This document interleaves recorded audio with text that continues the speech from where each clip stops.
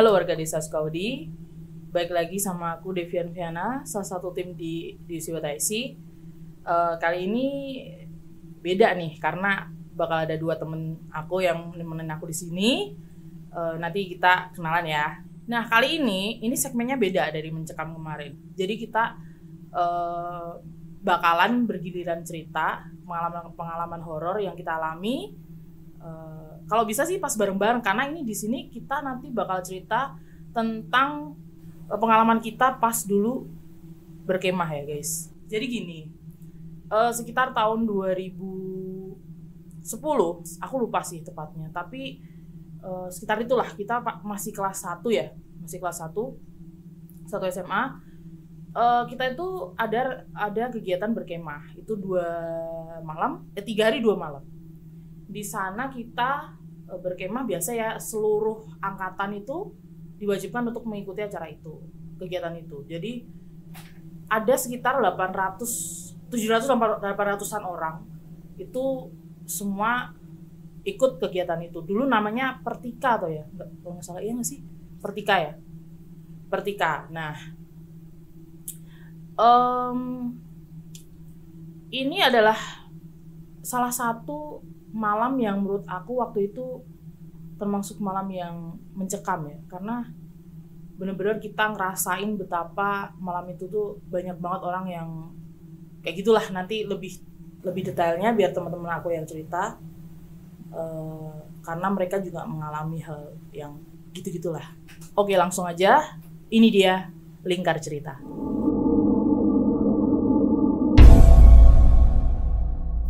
Hai, aku Lia. Aku salah satu teman Devi yang waktu itu mengalami kisah waktu berkemah bareng. Ingat kan waktu itu kejadian pas kita kelas 10 yang kalau nggak salah kurang lebih pesertanya 800 orang. Yang waktu itu kita sebenarnya harusnya jadi peserta, tapi kita tidak ditunjuk jadi panitia karena memang kekurangan orang waktu itu. Iya. Untuk lokasinya kita nggak sebut ya, tapi yang jelas itu masih di daerah Jawa Tengah. Waktu itu kita berangkat dari sekolah naik truk, dan itu kita masih happy banget di jalan karena gimana ya rasanya kelas 10 tapi kita udah jadi panitia. Iya banget sih, parah sih. Semangat banget dengan ya. satu Iya, angkatan, dengan satu angkatan yang kurang lebih 800 orang itu kayak yang happy banget gitu. Jadi kegiatannya itu 3 hari 2 malam, yang di hari terakhir malam terakhir kita akan adakan pensi dan api unggun di malam terakhir. Dan di malam pertama itu sebenarnya kita aman aja, aman banget, nggak ada kejadian apa-apa. Landai lah ya teman-teman. Dan kejadian itu dimulai dari malam kedua. Halo, aku Farida. Aku juga salah satu temannya Devi yang waktu itu ngalamin kejadian bareng ya waktu kita kemah. Jadi sebenarnya aku juga nggak terlalu paham sih awal mula kejadiannya itu karena apa. Karena kan kita semua pasti jadi panitia ya, dan kita tugasnya kepisah-pisah juga. Kebetulan waktu itu Lia kan panitia ambalan dan aku sama Devi itu bagian apa sih, keamanan ya. Waktu itu kita keamanan. Jadi kita jaganya emang pisah-pisah gitu. Waktu itu tuh aku ingetnya kejadiannya karena aku jaganya di pos depan sampai tengah ya, sedangkan Devi itu jaganya di bagian belakang. Lia kan di base camp ambalan ya kalau nggak salah. Lokasinya itu base camp ambalan di depan, terus di tengah itu ada kamar mandi, habis itu ada tenda cewek ya, tenda putri, habis itu ada base camp panitia buat keamanan dan sebagainya itu. Nah, aku sama Devi itu base campnya yang di depan tenda cewek. Terus Lia itu base campnya di belakang kamar mandi ya, di samping kamar mandi kan. Tepatnya di bagian depan. Pokoknya bagian depan, dekat lapangan lah gitu. Nah, itu aku ingatnya waktu sore lah. Itu tuh ada sore-sore maghrib lah kalau nggak salah.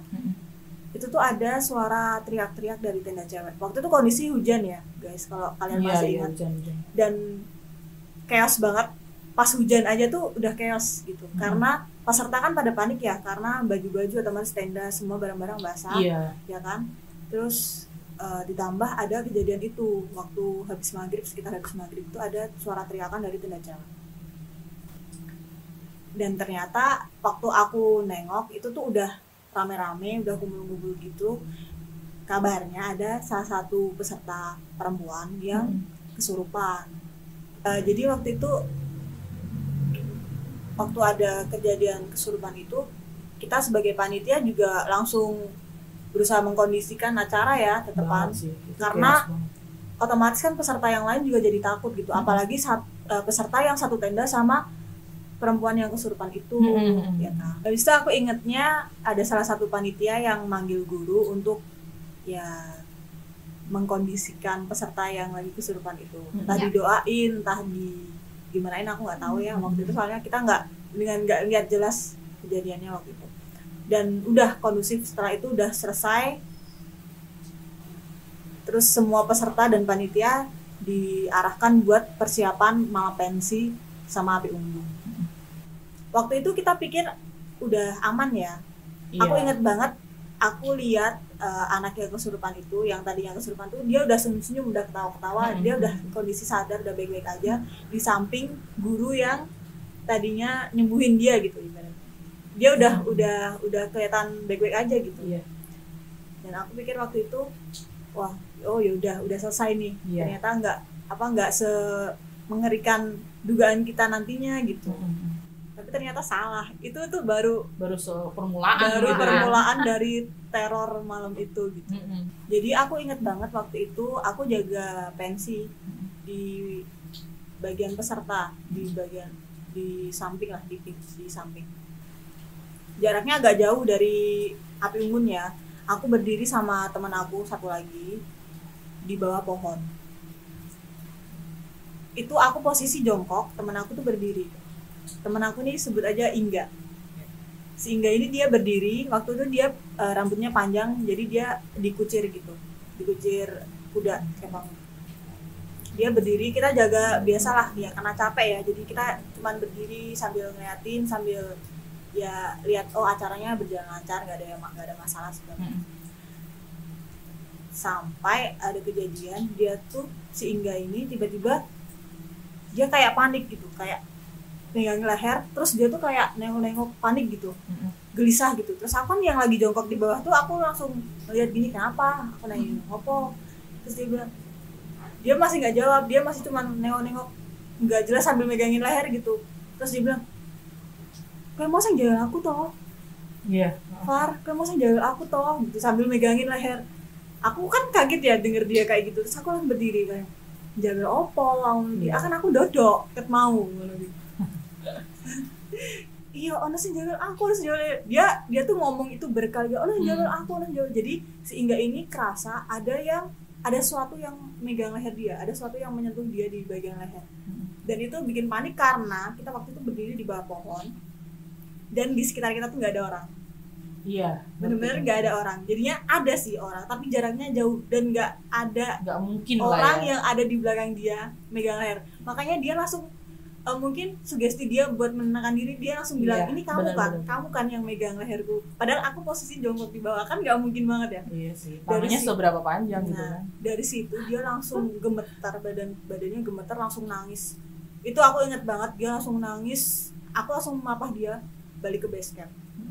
Dia waktu di papah itu orang-orang udah otomatis ngeliatin ya, wah ada lagi nih yang kena gitu, otomatis langsung ada lagi. Sampai di base camp dia dikerubungin lah, terus aku bingung ya waktu itu, aku mau bilang istighfar tapi dianya Nasrani, jadi aku bingung ya waktu istighfar gak bisa, jadi berdoa lagi berdoa. Ya udah bener sih, udah bener. Ya kan, waktu itu aku juga ya itulah. Nah waktu itu anehnya, waktu sampai di base camp aku nganterin si Ingga ini, aku tuh ngerasa tangan aku sakit, padahal tadinya enggak. Ya emang waktu itu kondisi badan capek sih, tapi cuman pegel-pegel aja gitu. Waktu itu aku gak ngerasain apa-apa, bahkan waktu ada yang kesurupan pun aku biasa aja, maksudnya di badan aku gak ngerasa apa-apa. Tapi setelah kejadian sama si Ingga ini, tiba-tiba tangan kiri aku tuh sakit banget, dan ada rasa pengen nangis, nggak tahu kenapa, padahal nggak ada apa-apa, tapi aku tuh rasanya pengen nangis, dan perasaan itu tuh nggak bisa ditahan, kayak tiba-tiba aku pengen nangis aja. Waktu itu karena teman-teman pada tahu aku jadi ikutan nangis, aku langsung dikelilingin lah, terus langsung ya adalah teman-teman yang bantuin, terus bilang berdoa Far, istighfar, ada yang doain gitu lah.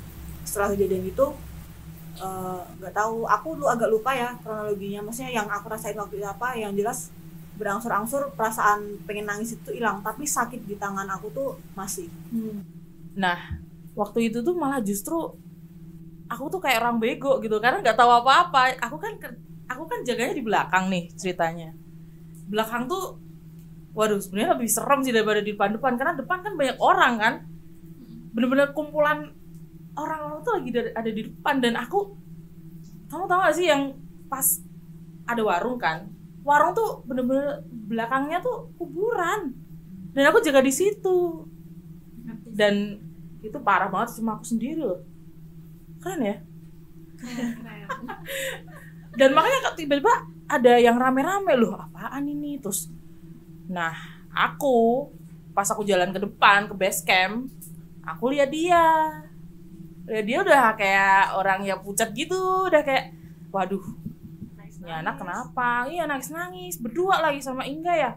Kirain ya udah cuma berdua doang ya, karena pikirku udahlah, ini udah selesai, udah disembuhin gitu kan, dalam tanda kutip udah disembuhin. Ternyata enggak. Yang sebut aja namanya siapa ya, Siti, sebut aja namanya Siti, yang sorenya tuh dia kesurupan itu, yang kemarin kesurupan itu kumat lagi. Iya kan, kumat lagi, dia teriak-teriak lagi. Terus dia menyebut salah satu temen dia pengen salaman sama temen yang dia sebut itu, cewek. Dia nyebutin, pokoknya aku kudu salaman karo kae, nyebutin gitu. Sampai dia tuh, aku inget banget pas aku jaga di yang sekitaran kuburan itu, dia tuh jalan dituntun sama guru-guru apa ya, atau panitia gitu. Dia tuh jalan sambil merem loh, serius. Dia tuh jalan sambil merem gitu, terus dia bener-bener tepat menuju ke orang yang dia maksud. Aku juga ingat. Iya kan, kalau kesurupan tuh kejadian yang real gitu loh. Dan kalian ingat itu tuh kejadian waktu bulan tuh lagi purnama banget. Iya, kayaknya kalau nggak salah Suro juga ya. Iya. Sebenarnya nggak ada hubungannya sih ya, cuman ada. Kalau iya kata sih, orang-orang sih ada ya. Ada, cuman ya saya nggak percaya gitu. Harusnya sih nggak ada ya, karena ya udah kebetulan aja gitu. Cuman ya, aduh, seremnya itu loh, kesan seremnya itu loh. Nah, pas si Siti ini datengin orang yang dia maksud, anggap aja namanya siapa ya? Ima lah. Anggap aja namanya Ima. Ima ini dia ketakutan banget, teriak-teriak juga ya. Tapi dia sadar, posisinya sadar, dan dia kan tahu temennya ini nggak beres. Dia kesurupan lah dalam tanda kutip kan. Ada sesuatu di dalam tubuhnya dia kan ketakutan banget loh. Ngapain kamu mau minta salaman sama aku gitu kan? Waduh, makin chaos tuh, pada nggak mau. Yang satunya, yang si Sitinya pengen bener-bener pengen pegangan tangan sama si Ima ya nggak mau, teriak-teriak. Itu di musola posisinya ya, di musola. Nah kebetulan musolanya itu deketan sama tempat aku jaga di deket kuburan itu. Nah setelah kejadian itu paginya, itu tuh rasanya tuh lihat matahari terbit tuh kayak wah lega banget gitu. Karena bener-bener malam tuh mencekam parah sih, mencekam banget ya. Gak ada yang bisa tidur, karena ya tidur baru bisa tidur tuh bener-bener habis subuh, karena nggak nyaman. Ada aja berapa, misal kita baru mau merem nih, ada aja tiba-tiba teriak wah gitu tuh di pojokan, teriak lagi. Banyak loh di itu yang teriak-teriak yang kesurupan tuh banyak gitu. Makin kesini makin kebuka cerita-ceritanya. Itu yang ngalamin malah peserta cowok. Yang ngalamin peserta cowok itu dia sama juga, lagi jaga tenda juga sama satu temennya, tapi satu temennya ini lagi keluar, lagi ke kamar mandi atau kemana gitu kalau nggak salah. Nah kebetulan tenda dia tuh di bawah pohon persis. Pohonnya tuh gede, rindang, terus banyak daunnya. Jadi kita tuh misal pun itu lagi bulan yang gede, bulan purnama, kan langit tuh cerah ya. Itu sampai pohon itu tuh nggak nembus karena saking rindangnya. Ngerti nggak? Jadi daunnya tuh saking rimbunnya itu nggak kelihatan itu, jadi udah gelap gitu aja. Jadi nggak kelihatan langitnya, nggak nembus langit gitu. Nah, yang cowok ini itu ternyata melihat mukanya hitam, terus ada kapas di kedua matanya, di hidung, sama di mulut. Waduh, histeris lah itu, ternyata ada cerita kayak gitu sebelum kejadian gitu.